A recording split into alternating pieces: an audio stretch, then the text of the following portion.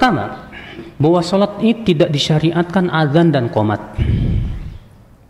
Sholat id tidak disyariatkan padanya apa? Azan dan qomat. Ibnu Abbas dan Jabir berkata, lam yakun yu'adzan yaumul fitr wala yaumul adha. Tidak pernah ada azan di zaman Nabi, Idul Fitri maupun Idul Adha. Jabir bin Samurah berkata, aku sholat bersama Rasulullah SAW 2 hari raya, bukan hanya sekali, lebih dari 2 kali, tanpa azan dan qomat. Coba mas, kita pikirkan sedikit aja, kita renungkan nih hadis nih. Karena nih hadis sebetulnya mengandung sebuah kaidah yang agung sekali mas. Apa itu? Saya mau tanya sama antum. Nabi SAW tidak azan dan tidak qomat. Padahal azan dan qomat pada waktu itu dibutuhkan tidak? Dibutuhkan mas, untuk memanggil orang. Baik.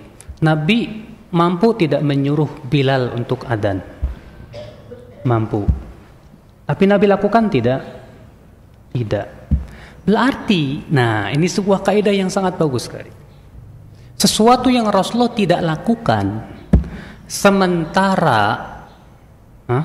pendorongnya ada dan penghalangnya tidak ada, maka itu artinya tidak disyariatkan. Maka itu artinya apa? Tidak disyariatkan. Sekarang kalau misalnya ada orang yang adzan buat sholat id, hukumnya apa?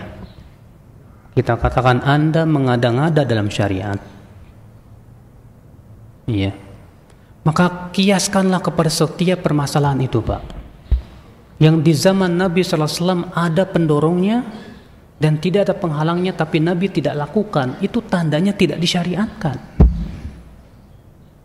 Iya, kiaskan kepada permasalahan itu. Sekarang mencintai Rasul, pendorong untuk apa itu?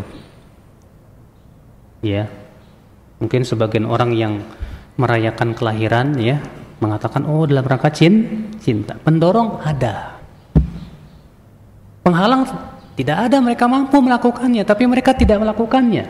Itu menunjukkan tidak disyariatkan. Beda kalau memang pendorongnya belum ada atau penghalangnya masih ada. Contoh, pendorongnya belum ada. Di zaman Nabi nggak ada ilmu usul fikih, ilmu bahasa Arab, ilmu nahwu shorof, nggak ada. Karena pendorongnya belum ada, Pak. Bahasa Arabnya, bahasa para sahabat, Masya Allah. Manusia yang paling fasih bahasa Arabnya para sahabat. Nggak perlu mereka belajar shorof, nahwu, nggak perlu. Belum ada pendorong. Kata para ulama, kalau sesuatu yang Rasulullah tidak lakukan karena belum ada pendorongnya, ketika pendorongnya, sebabnya muncul dan itu maslahatnya besar, boleh. Iya. Makanya para ulama kemudian meletakkan ilmu nahwu, ilmu shorof, karena banyak orang yang masuk Islam dari selain Arab, nggak paham bahasa Arab, bingung, nggak ada titik.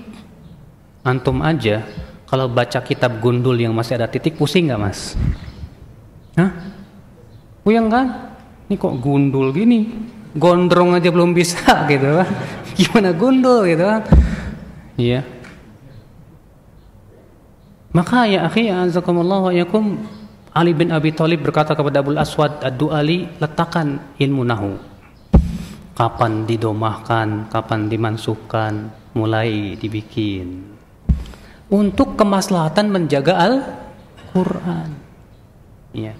Mulai dibikin ilmu bahasa Arab, ilmu shorof, ilmu nahwu, ilmu hadis, begini kaidah-kaidahnya untuk membela Al-Quran dan hadis.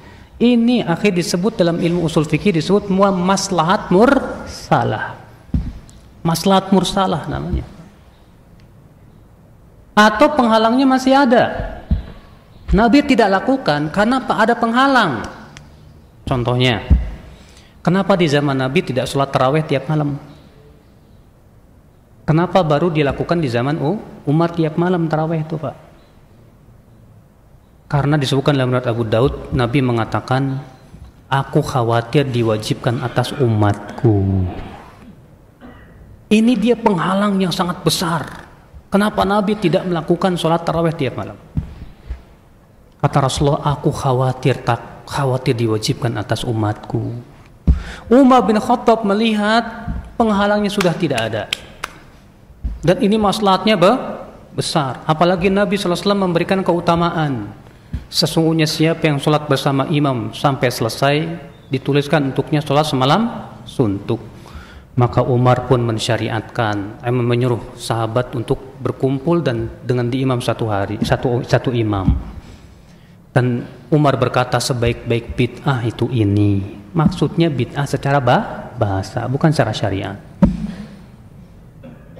Nah ini ya akhi, di zaman Nabi SAW belum yang namanya dikumpulkan Al-Quran, Al-Quran belum dibukukan. Kenapa? Karena di zaman Nabi masih ada penghalang.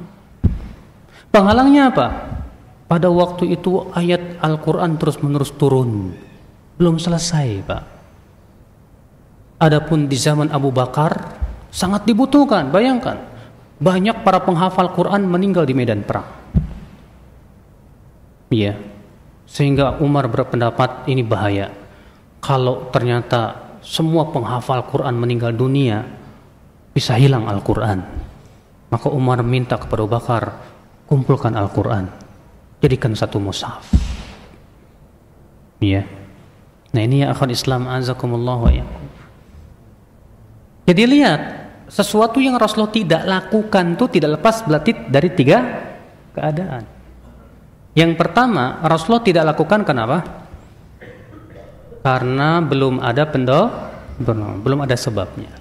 Yang kedua, Rasulullah tidak lakukan kenapa? Karena masih ada penghalang. Yang ketiga, Rasulullah SAW tidak lakukan padahal pendorongnya sudah ada, penghalangnya tidak ada. Nah yang ketiga ini yang tidak disyariatkan.